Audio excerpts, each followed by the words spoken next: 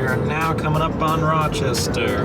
Long drive finally coming to a close. What we got happening over here? Bill's doing the finishing touches. We have an OCT system. Would you like to test it out? We're here at Monroe Community College up in Rochester, New York. Been here since about 7 a.m. Had classes from their optics programs come through about 8:30. It's been a great day.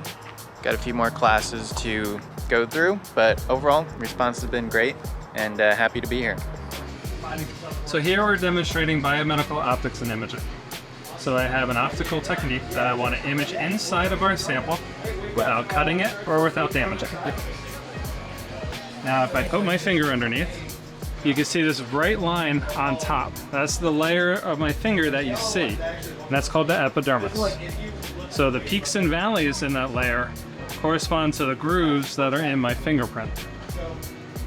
Underneath the epidermis is the dermis layer, and those squiggly lines that pop up are the sweat ducts in my finger. Underneath that you can see a little bit of the vasculature as those black voids that are underneath. So the main application where you'll see this is in ophthalmology.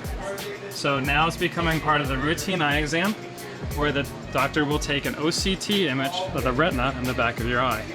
So here is an image of the retina. You have the layers of the retina, the optic nerve, and the beginning of the back of the eye.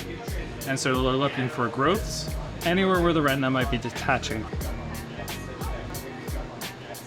So that's our biomedical optics and imaging demonstration.